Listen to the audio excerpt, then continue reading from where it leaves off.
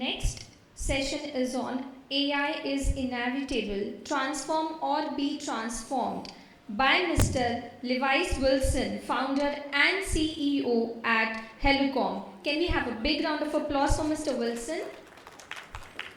Mr. Wilson is a visionary entrepreneur and the director of Estontic Group, overseeing 4 high-growth enterprises. With 2 decades of experience, he has created a thriving ecosystem that provides opportunities for thousands globally. As the leader of Haloocom, he has transformed business communication through a hybrid source model, enhancing workplace efficiency by 83% and positioning the company as a pioneer in AI-driven contact center solutions. Recognized by CIO Review India and E4M, Levis's commitment to technology for societal benefit extends to venture in media and eco-friendly gifting. His dedication to social impact is evident through initiatives like the COVID-19 helping and plans for the 27-4 Kitchen to Combat Hunger, showcasing his compassion and responsibility as a dynamic leader. Over to you, Mr. Wilson. All right. Thank you. Thank you, Gain Skills, for giving this opportunity to speak to all of you. Are you guys feeling cold? A bit, right? Can we have somebody reduce the AC a bit, maybe? All right, so how is everybody? Good? Wonderful. So, can we... Is it okay now? Okay. So, well, I think all of us, almost every day, we come across the word AI, right? And often, let's talk about a 5th standard kid to a 80-year-old person who is sitting right now in a retirement center. Everybody is talking about AI. So the theme of today's talk is AI is inevitable. Either you transform or be transformed. So let me connect this. So we are dividing this into 4 phases. 1, give you a glimpse as to what exactly is AI across any walk, so that you should be able to have the fundamental understanding of how an AI primarily functions. And then we move on to understand the pain areas which a contact center goes through. And then we see how Haloocom's Hexa, which is a multilingual AI voice board, has been trying to find solution for the challenges that we have been facing. And then we will also see what could be the potential future in the space of contact center and customer experience from the AI perspective. So, let me connect. How many of you are swimmers? You all swim in the swimming pool or in the beach? Can I see some hands? I already see here. Okay. All right. So, what I'm going to say, you may be able to relate better. So, let's assume you have jumped into this ocean, you're swimming, right? And now connect that with your day-to-day job, day-to-day work, day-to-day project. And then you start seeing the tide coming up, right? Tides are high, making it difficult for you to swim. Now you have 2 ways to handle it. 1, you fight with the tide. 2, you channelize with the tide, make use of that tide to swim forward. Here the tide is the AI, the revolution which AI is bringing across all walks of life, right? Now you fight it, you cannot go longer. The revolution in itself will change us. So better is to figure out the way how we can make use of this tool to enhance all of our lives in whichever walk we are into. Let's look at the fundamentals or the basics of AI. So primarily there are 3 stages. Every product has to go through these 3 stages. And 80% of the innovations that we see in our country, in India, falls under the first stage, which is the ANI, the artificial narrow intelligence. So what is artificial narrow intelligence? Simple. It just specializes in one task. At this stage, the human is far more capable than what a machine can do. All right, so that's the stage one. And then we go to stage two, which is the artificial general intelligence. At this point of time, the machine and human are able to do tasks at a given productivity, and both of them are able to do the same set of tasks with the same kind of output. And then we move on to stage three, which is the artificial super intelligence. Now, the word super says, right? So, this is an intellect which is much smarter than the best of what a human brain can. So, in stage one to stage two, you are training the machine to deliver certain set of tasks the way you want it to deliver. In stage two, the training continues, the learning continues. In stage three is where you actually start giving consciousness to a large extent to a boat. Now, let's take for example an unmanned aerial vehicle, a UAV, which is used primarily in the militaries, right? Now they do a far better job what human who is flying on top would be able to do, right? So that comes under ASI. So when people tell you in future, from the next moment once this event is over, that they are into AI, you should ask them in which stage they are, because Haloocom's Hexa and many other products which are into the conversational AI space or generative AI space, they fall under ANI, which is the artificial narrow intelligence. Let's move forward. Now, one of the important areas of AI, as you all know, is machine learning. Right? That's where the AI becomes useful for us. Otherwise, it's just an automated system, right? There's a difference between automated, autonomous, and artificial intelligence. There is an intelligence that we have to give it. So, when it comes to machine learning, there are two areas. One is deep learning. The other one is reinforced or reinforcement learning, where you are giving inputs. Now, in basically deep learning, it runs on a hardware and software called as neural networks. Now, what the neural network does is you give it a large set of data and tell it what to do. It will do the analysis from the large set of data and perform the task. Example, image recognition, right? Now, image recognition is a task once if it is done by the neural network. You ask it to recognize cars. You upload, you start feeding data of cars. The next thing it can do is it can also start recognizing cars. You give it data of animals, it will start recognizing animals. Right? So that's the crux in the easiest way I could put across as to from a deep learning perspective. Whereas reinforcement learning is how well or how efficiently can the same task output can be multiplied to, right? So focuses on how an intelligent machine acts to maximize its output or reward. One of the best example is autonomous cars. If you look at the autonomous car, the way it is designed is there are a bunch of good points, there are a bunch of bad points.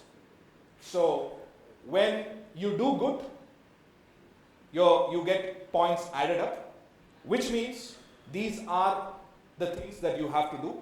And if you make a wrong turn or somebody is crossing by and the car does not stop, does not recognize up to let's say 50 meters, well, that's a negative point. The machine knows that, okay, next time I'm not supposed to do that.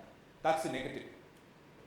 The plus, okay, somebody is right in front of you, 50 meters, and then you brake the car. Okay, it's a good point. Okay, so that's how I have to do. So this is the kind of learning that at a very early stage, I mean today things have become much better, but at a very early stage, a lot of these things used to be manually engraved into the system. Now, this is something which all of you, now we are moving into second phase of this, the challenges that are faced by the contact centers. From the user perspective, I'm sure all of you, most of you will reason with whatever I have to say here, barriers in understanding, right? Not all of us can speak more than 4 to 5 languages, right? And we may be able to understand multiple languages, but to converse with people, 4 to 5 is something which we are good at. So often a barrier in understanding is something that we have seen from a language barrier perspective. Providing different modes of interaction, right? There is not just voice. Today there is video, there is chat, there are multiple modes of interaction. Adopting to new technology. We heard previously from the speakers, we will also hear more from people who have been into the digital space. Being in the digital space, the CTOs, their job is to bring in new technologies to make lives easier for agents, right? So your agents have to very fast adapt to that technology. The security aspect, I mean, a lot of unorganized contact centers even today do not have a very full-fledged technical infrastructure in place. They may still be using the agent's mobile number, WhatsApp number to reach out to the client, and then as an agent, your data is also getting compromised.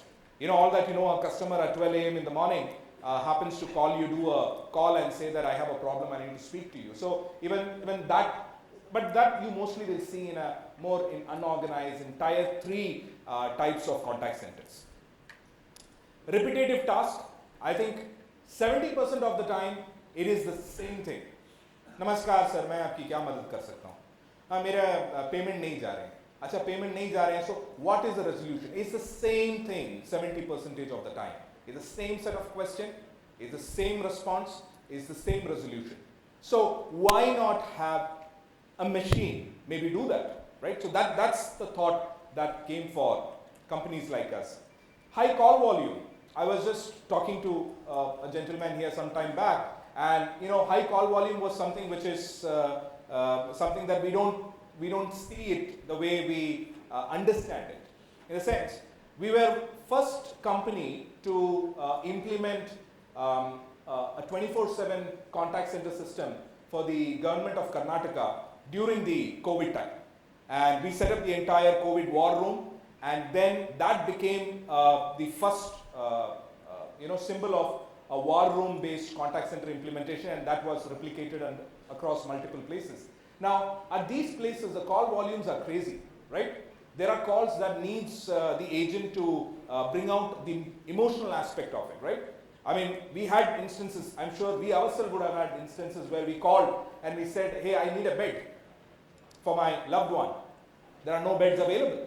What do you do? So even a situation like that, an agent has to manage. So there's too much that goes on. So this is from the, if you are a supervisor or a BU head managing a BPO and trying your best to increase the the CX component, this is something that we are all improving, but I believe we are fighting with it. We are battling with it day in and day out. High training and development cost.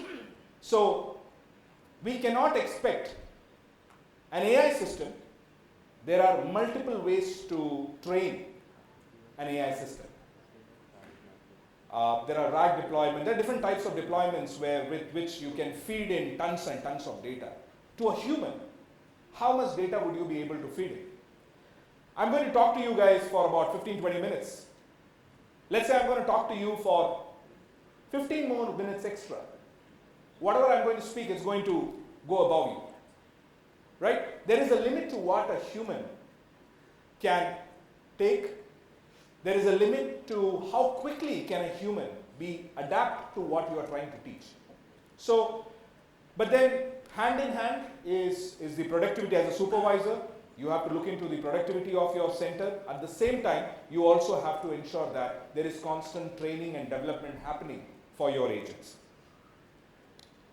Unable to efficiently project the the production or the output of your center.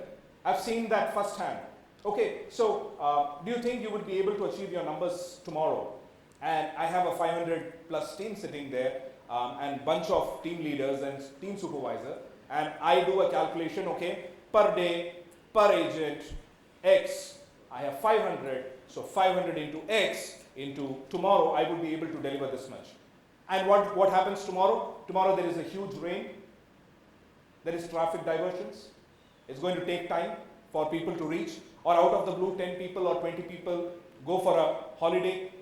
So how do you bridge those gaps, right? These are the gaps where AI can come in place, where you can power it on and it can take care of whatever gaps you're falling short of. Ever-growing real estate cost is something that nothing new for all of you. Too many tools to work with, agent attrition. I think this is insane. I think in the list of challenges which as a business head you would go through, managing a contact center, agent attrition would be right on top of it.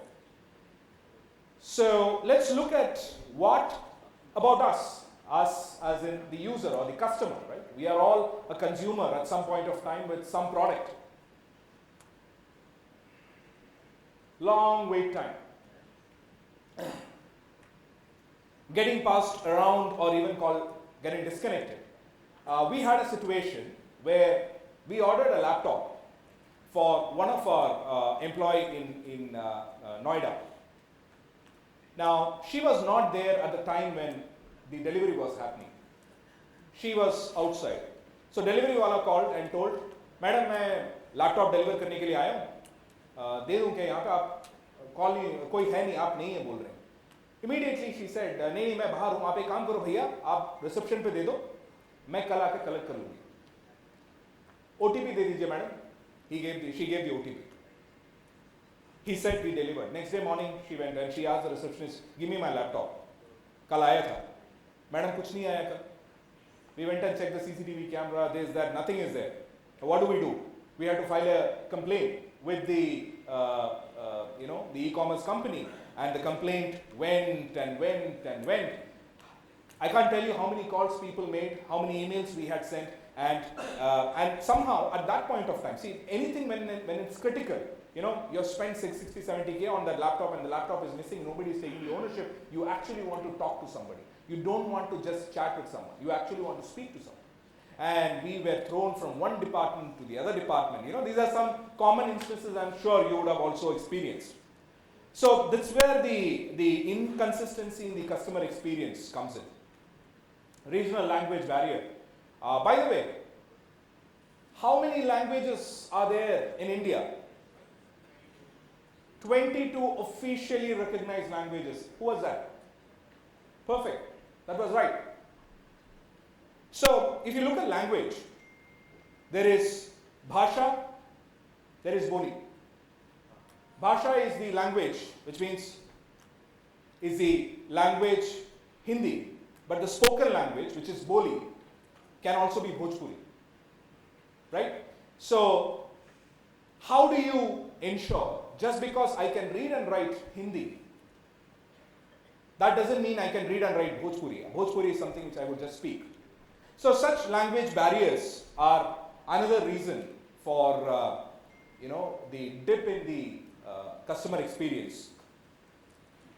Convoluted return process, integration issues. Sir मेरे पास information नहीं है. कल आपने update किया था क्या? नहीं मेरे पास अभी information है ही नहीं. मैं कॉल पे हूँ और कॉल एकदम से disconnect हो जाता है. There is no data and things like that. So these are some of the common challenges that we see that contact centers face, due to which your CX dips. So let's have a look at Haloocom's Hexa, which is a multilingual voice book.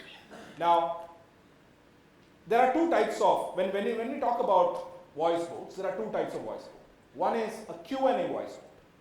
Q&A voice book is like a first standard level. That is something which you will find anybody be able to do. I ask you a question, you respond to it. Predefined questions are there, it's yes, no. The other one is a conversational boat. Now that's something really serious, because that is where you are having a one-to-one conversation with the boat, just how you would interact with a human, right? So the Hexa happens to be a conversational boat, and it has 6 Indian languages with 17 international languages. Now these languages are very strong to an extent that you can converse with them in any of those 6 languages for hours together. We have benchmarked it to talk to the boat for 15 minutes during our research times and testing times. Not just that, it also has adaptive language switching option. So I'm speaking to you in English. You respond to me back in Hindi. What's the next obvious thing I would do? If I know the language, I'll speak back in the same language, right? So that's the same thing Hexa would do. It can switch languages in between any of these languages, recognizing the language that you're speaking. So the call will start with English. The moment you speak in Hindi, it will switch to Hindi. And the next time you switch to Marathi, it will switch back to Marathi, or Kannada, or Malayalam, or Telugu, or Tamil. So that's adaptive language switching. Now, all of these that we do, the conversational AI, the generative AI, LLM happens to be the heart of it, the crux of it, which is the language model, right? And this is a large language model. Now, often what happens is, what is a large language model might not be useful for you, for your business, for your process. So which means, for your process, what suits your business process, you may have to tweak the LLM, right? So we can customize the LLM. Of course, it has to be integrated across with any database, any CRM, ERP, social media, so that whatever a human would go and manually click in and do things, the AI bot should be able to do it. It just gets the API. We have to do API integration.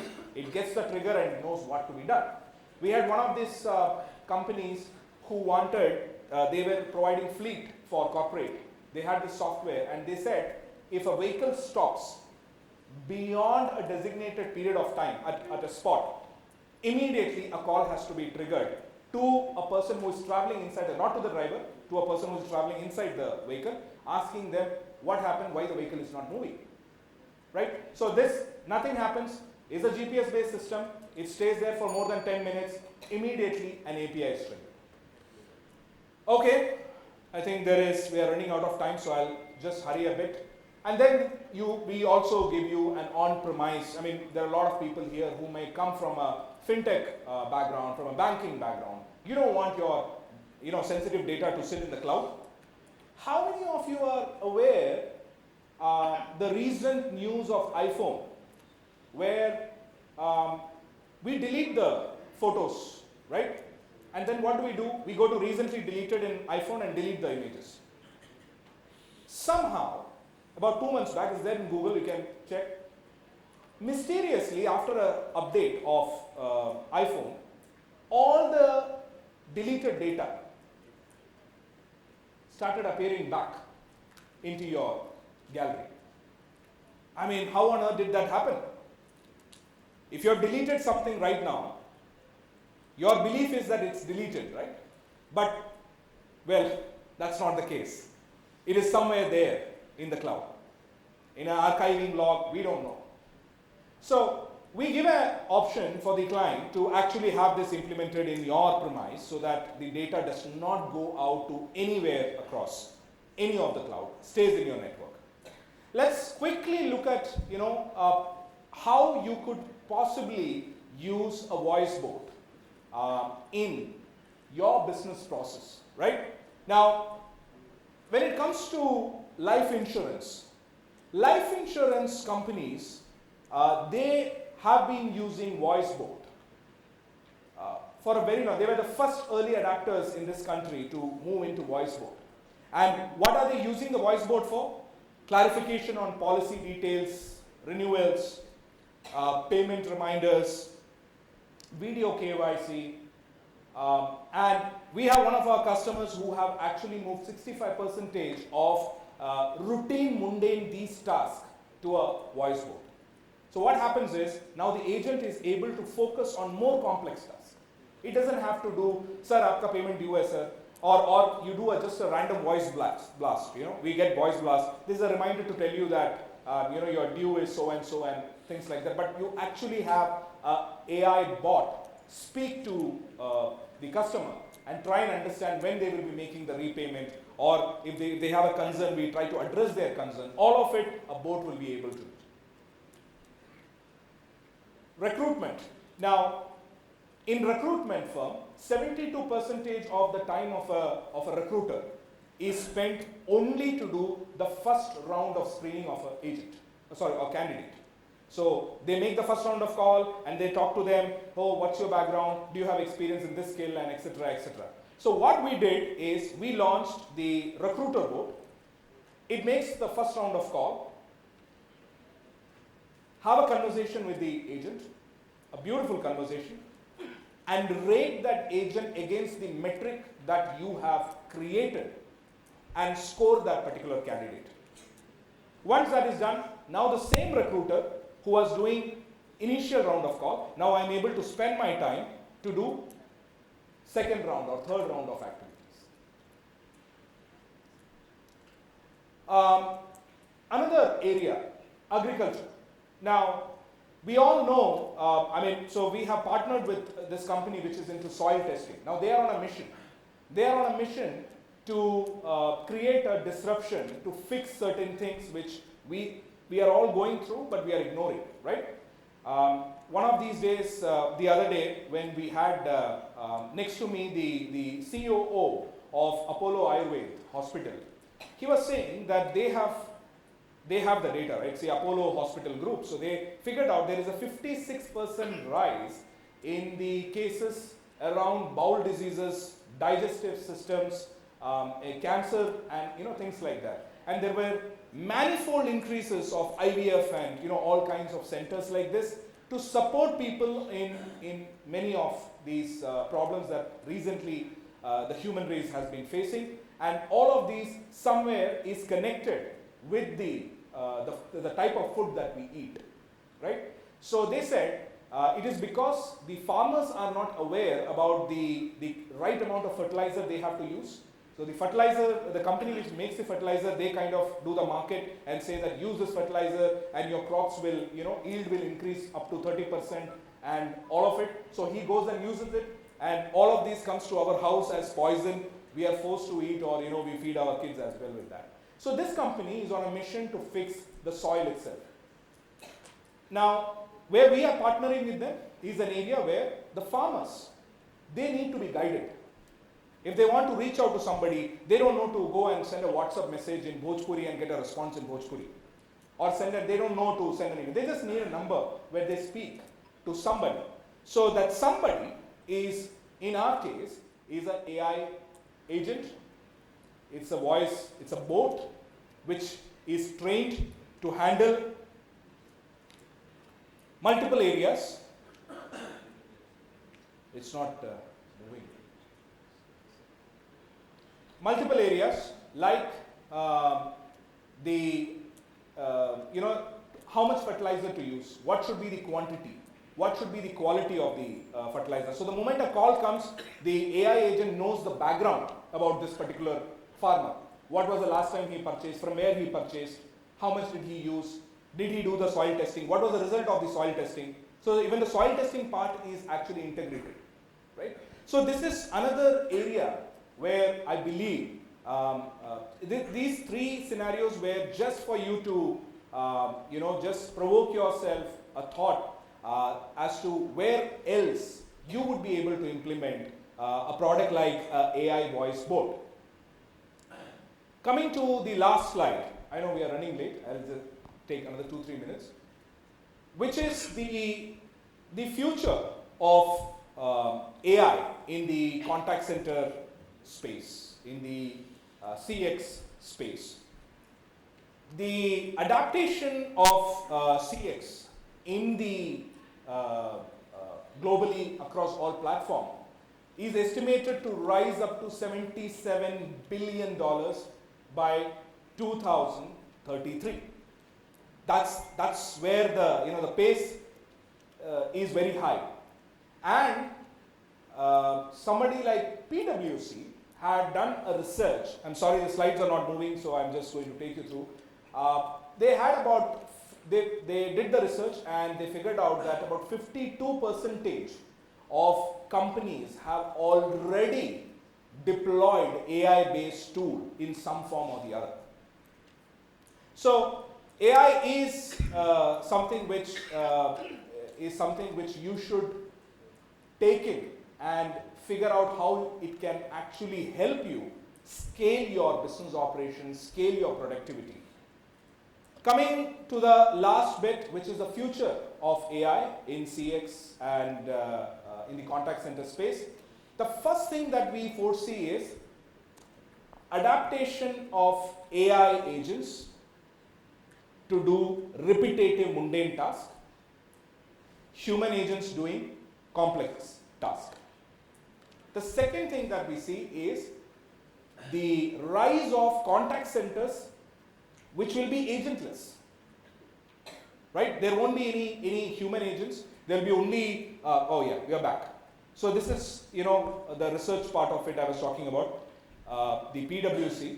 And yeah, Gartner predicts that by 2025, 80% of customer service and support organizations leading to better customer service productivity and satisfaction. We were in this last slide where we were talking about the increased adaptation of AI agents of repetitive mundane tasks, rise of no human agent, 100% AI agent contact centers.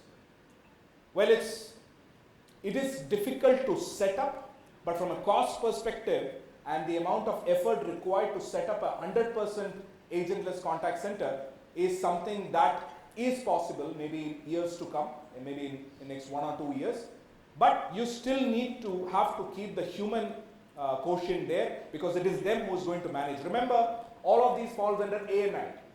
Yeah, artificial narrow intelligence. And in narrow intelligence, human is far more powerful than the machine. So you still need people to manage these contact center, but the regular agent job, which is routine stuffs, will be small stuffs will be taken care by.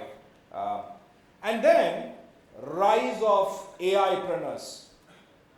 Just the way we saw a lot of TikTok and the Insta and the YouTube influencers, right?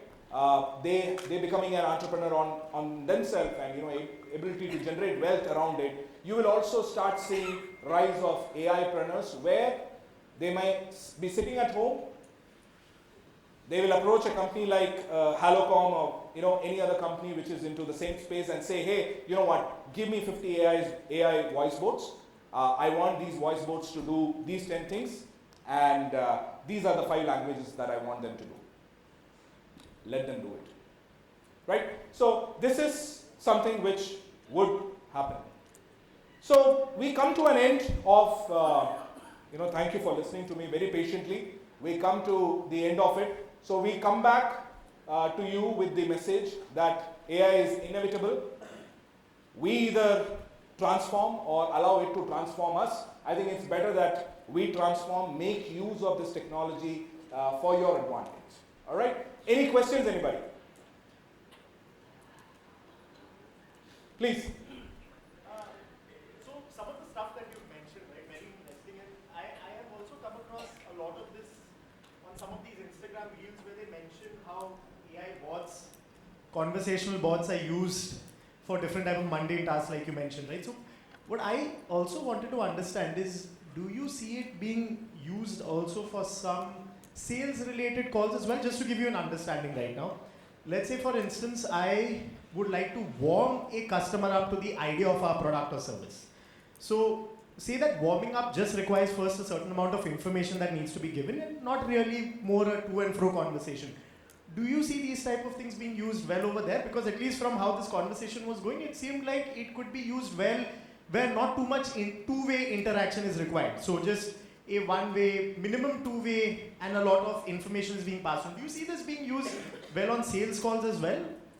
Yeah, so we have the technology and the space has become so mature that you can even tell the kind of board that you need. So if you say, I need a collection board, right? Now, if I'm going to call you and speak to you and say that, hey, you owe this much money, I'm not going to be the sweet, nice, lovely little child who's going to talk to you. I will be a little authoritative. I'll be a little commanding because I need to instill a certain fear. I need to instill that this is something serious, right? So you can take that intent and bring in those values into the voice as well. So we have gone to an extent where you have a collection specific voice or you have a sales specific voice, right? So all of it, the industry has become mature as we speak. So there is possibilities, yes. Anybody else? All right. Thank you. Thank you, everybody. Thank you so much for the insightful session, and I would like to call upon stage Mr. Uday Bhosle, DGM and Head of CX at Hamilton Housewares, to do the honors. Can we have a big round of applause for Mr. Bhosle?